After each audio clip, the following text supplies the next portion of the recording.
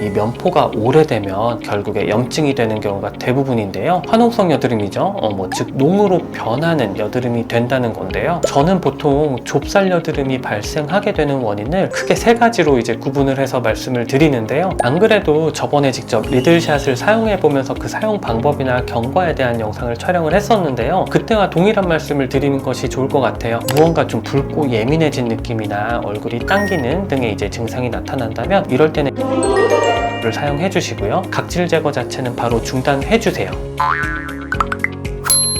여드름 한의사. 안녕하세요. 여드름 한의사 해유라니어 홍대점 원장 정주영입니다. 요즘같이 더워진 시기에 우리 몸에서 가장 많아지는 게 과연 무엇일까요? 피부에 관심이 많으신 분들이라면 대번 떠올리는 딱 이제 한 가지가 있으실 텐데요. 네, 맞습니다. 바로 피지입니다. 이 피지가 많아지게 되면 당연스레 또 많아지게 되는 한 가지 증상이 떠오르실 거예요. 바로 여드름이죠. 그 중에서도 정확히는 이제 면포라고도 불리고 블랙헤드 혹은 화이트헤드로도 많이 알고 계신 좁쌀 여드름의 발생 가능성이 매우 높아지기 때문에 요즘 같은 시기에 저희 원에 치료를 위해 많이들 내원해주고 계십니다. 그래서 이번에는 바로 이 좁쌀 여드름에 대한 이야기를 한번 해보도록 하겠습니다. 여드름은 말 그대로 모낭 안, 정확히는 이제 그에 연결되어 있는 피지선에서 발생하는 염증성의 피부 증상입니다. 엄밀히는 좁쌀 여드름은 면포라고 해서 모낭 속에 고여서 딱딱해진 피지의 형태를 의미하기 때문에 비염증성으로도 볼 수도 있겠지만 이미 사실은 그 발생 자체로 염증 발생 중에 이제 한 단계로 인식하기에 모자람이 없을 것 같고요. 피지선이 많이 모여있는 얼굴이나 목이나 가슴, 등 부위 이런 데에 잘 발생을 합니다. 사실상 여드름의 이 근본적인 증상이 고여서 딱딱해진 피지라고 보시면 될 텐데요. 그 면포에는 입구가 열려있는 개방 면포와 입구가 닫혀있는 폐쇄 면포의 이제 이 두 가지 형태가 있습니다. 개방성의 면포는 멜라닌의 침착으로 검은 색깔을 띠다 보니까 우리가 흔히 잘 알고 있는 블랙헤드라고 표현하는 증상이 되고요. 폐쇄 면포의 경우는 흰 색깔, 즉 화이트헤드가 됩니다. 이 면포가 오래되면 결국에 염증이 되는 경우가 대부분인데요. 화농성 여드름이죠. 즉 농으로 변하는 여드름이 된다는 건데요. 이 상황에서는 여러모로 흉터나 색소 침착 등의 피부에 흔적을 남기게 될 가능성이 매우 높아지니까 좁쌀 여드름 단계에서도 염증이 아니니까 괜찮겠지 라는 생각보다는 내 얼굴에 염증의 재료가 쌓이고 있다는 생각으로 올바른 치료와 관리를 진행하는 것이 정말 중요합니다.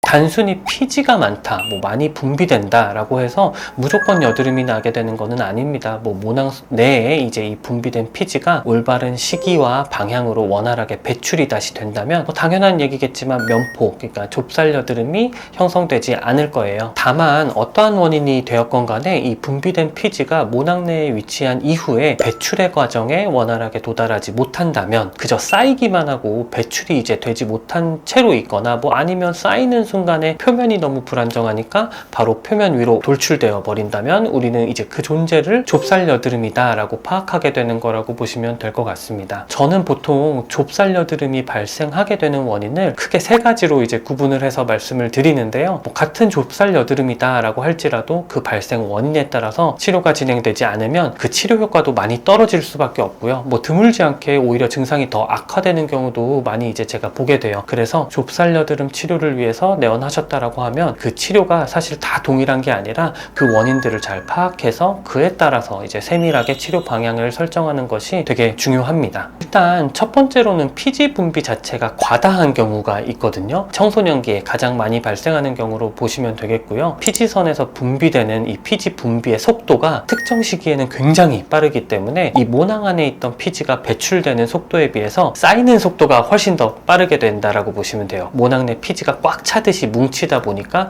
결국에 이게 좁쌀 여드름을 형성하게 되는 경우라고 보시면 되는데요. 특징이라고 하면 좁쌀 여드름 그 하나하나 그 개체들이 되게 뚜렷하고요. 딱 봐도 이제 이 안에 피지를 많이 가지고 있는 형태를 보이게 됩니다. 피지 분비가 많은 이마 부위, 그리고 코 주변, 볼 중앙부, 관자놀이 부분, 이제 이런 데 가장 흔하다라고 보시면 되고요. 두 번째로는 모낭의 입구죠. 모공이 막혀서 피지가 배출되지 못하는 경우에도 이제 좁쌀 여드름이 발생을 해요. 각질이 각질이나 노폐물 이런 것들로 인해서 모공이 막히게 되면서 발생하게 되는 좁쌀 여드름인데, 이제 보통 얼굴 전반에 걸쳐서 광범위하게 위치하는 형태가 많고요. 묵은 각질들이 좁쌀 여드름과 더불어서 같이 발견되는 그 하나의 특징이 있습니다. 다만 피부가 약해서 갈라져서 발생하는 미세 각질들도 있거든요. 이거하고는 좀 확실히 구분을 이제 하는 것이 되게 중요합니다. 이 세 번째로는 피부 최표면에 위치한 각질층이라는 부위가 있는데요. 이 각질층의 약화로 인해서 좁쌀 여드름이 발생하는 경우입니다. 사실 최근 들어 가장 많이 발견하게 되는 경우라고 보셔도 무방할 텐데요. 피지의 분비가 많지 않은 상황인데도 불구하고 불안정한 각질층으로 인해서 모낭 내 피지가 이제 이 소량만 위치하고 있더라도 바로 아래서 위로 밀어 올리듯이, 소위 말하는 좀 배어 올라오듯이 좁쌀 여드름이 발생하게 됩니다. 피지 분비가 많지 않더라도 얼마든지 발생할 수 있고요. 이 피지가 사실 무조건 나쁘기만 한 게 아니라 피부 표면을 보호하는 말 그대로 보호막으로서의 기능을 담당하게 되는데, 성인이 되면서는 분비가 감소하게 되면서 자연스럽게 이 표면 보호의 기능이 좀 약화되게 돼요. 그러다 보니까 이 경우는 오히려 성인이 된 이후에도 더욱더 잘 발생하는 특징을 가지고 있고요. 일반적으로 피지 분비가 많은 부위에서의 발생보다는 생각보다 오히려 피부가 얇고 지지층이 얇고 굴곡진 턱 주변이나 목 부위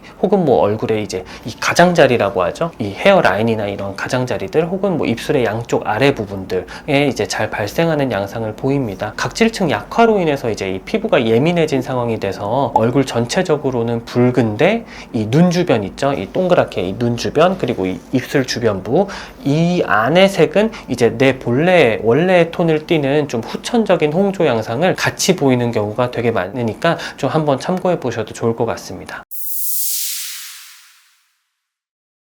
좁쌀 여드름의 압출 여부는 어떠한 원인으로 발생했느냐에 따라서 좀 달라질 수 있습니다. 먼저 종류에 따라서 이제 이게 개방성의 어떤 면포이느냐 아니면 폐쇄성의 어떤 면포이느냐에 따라서 구분을 좀 해보면요. 헤드가 까만 그 개방성 면포의 경우는 그 형태가 이제 매우 뚜렷하거나 많이 보여져서 신경이 쓰이는 정도라면은 압출을 해도 이제 좋고요. 그 반응도 깨끗할 거예요. 다만 상대적으로 환홍의 가능성이 원래부터 좀 적고요. 자연스럽게 이제 이 산화돼서 검게 변한 부분이 세안하거나 생활하시는 와중에 이제 정돈이 되는 경우도 많이 있기 때문에 이 압출로 인해서 피부에 가해지는 자극이 과도할 수 있다라고 판단이 된다면 압출을 지양하는 것이 좋습니다. 폐쇄성의 면포, 즉 이제 이 화이트헤드라고 하죠. 이거는 상대적으로 환홍의 가능성이 더 높은 형태라고 보시면 됩니다. 그 피지의 씨앗이 크고 모낭 입구가 잘 발견되는 경우에는 너무 밀도가 높게 다닥다닥 붙어 있는 경우가 아니라고 하면요. 차근차근 압출을 통해서 그 개체수를 좀 줄이고 환홍의 가능성을 점차 낮춰주는 것이 치료에 있어서 좀 좋은 방법일 수 있겠습니다. 좁쌀 여드름 발생 원인에 따라서 말씀을 드리면, 만약 이 청소년기에 피지 분비가 많은 상황에서 그때 발생하는 이 좁쌀 여드름이라면 연이어서 이제 환홍이 되면서 더 큰 염증 그리고 이제 뒤따르는 흉터를 유발할 가능성이 커지게 되니까 조금은 더 적극적으로 압출을 진행해서 연이은 이 환홍을 방지하고요. 흉터가 생기지 않도록 해야 되겠고요. 이 압출로 인한 자극에 대한 회복 속도도 그 연령대에는 좀 상대적으로 빠를 수 있으니까요. 피부 타입에 따라서는 좀 적극적으로 압출을 하는 것을 고려를 하고 있습니다. 이 묵은 각질이 모공 입구를 막으면서 생겨나는 좁쌀 여드름의 경우는 1차적으로 모공 입구를 막고 있는 그 각질 그리고 노폐물에 대한 정리가 잘 진행되면서는 좁쌀 여드름이 자연스럽게 감소하는 경우가 많습니다. 선택적인 압출이 필요하겠으나 각질 그리고 노폐물에 대한 정리를 우선적으로 고려를 하면서 진행을 하고요. 각질층의 약화로 인해서 발생하는 좁쌀 여드름의 경우는 압출에 있어서도 좀 가장 주의해야 하는 상황이라고 보시면 돼요. 기본적으로 각질층이 약하기 때문에 압출 그 자체로 인해서 피부가 쉽게 밀리고 착색도 잘 발생할 수 있고요. 아무는 속도도 상대적으로 느릴 가능성이 높습니다. 따라서 이 좁쌀 여드름에 형성된 크기, 몰려있는 밀도를 고려해서 선택적으로 이제 압출을 진행하면서 각질층 자체의 회복을 보습을 통해서 유도하는 게 압출에 있어서의 올바른 방식이라고 판단을 하고 있습니다.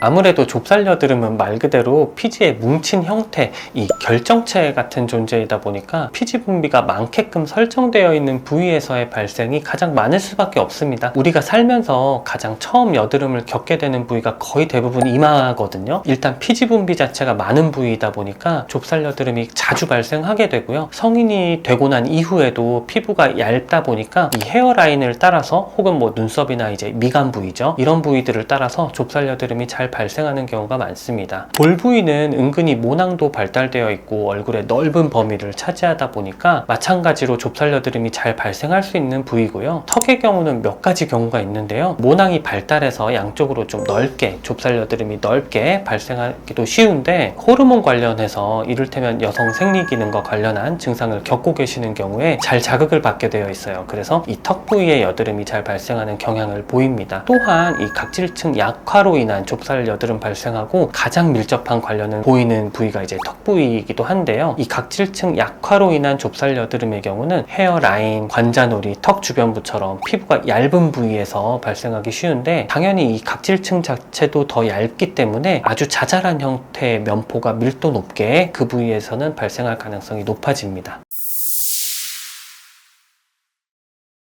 이마나 볼 상단, 관자놀이, 이렇게 피지 분비가 많은 부위에 아주 뚜렷한 좁쌀 여드름이 다수 발생하고 있는 상황에서는 노폐물이 쌓이지 않도록 세안은 하루 2번 약알칼리성의 클렌저를 사용해서 잘 진행해 주시고요. 너무 무거워서 모공입부를 막는 형태가 되지 않도록 무겁지 않고 산뜻한 제형을 사용해서 보습해 주시는 것이 매우 좋습니다. 세안 이후에 나는 지성이니까 아무것도 바르지 않는다, 이런 것들은 오히려 피부 진정을 오히려 좀 저해할 수 있어요. 그리고 각질을 일으켜서 좁쌀 여드름이 이제 환웅되는 데 영향을 줄 수 있으니까 가볍더라도 반드시 보습은 해주시는 것이 좋겠습니다. 평상시 얼굴이 붉거나 당기는 등의 이제 이 예민한 느낌은 거의 없는데, 크지 않은데 얼굴 표면이 거칠게 까칠하게 느껴지시고 분비는 많으면서 각질 제거 같은 이제 스킨케어를 오랜 기간 동안 하지 않으셨던 경우에 넓은 범위에서 좁쌀 여드름이 발생하고 있다면 한 2 내지 3회 정도, 일주일에 한 번 정도로 각질 정리를 해주시는 것도 되게 좋은 방법이 될 것 같아요. 알갱이가 있는 스크럽의 형태도 아니면 이 필링 젤의 형태도 적절할 수 있을 거라고 생각을 하고요. 이제 이 클렌징 안에 미세 스크럽 입자가 이제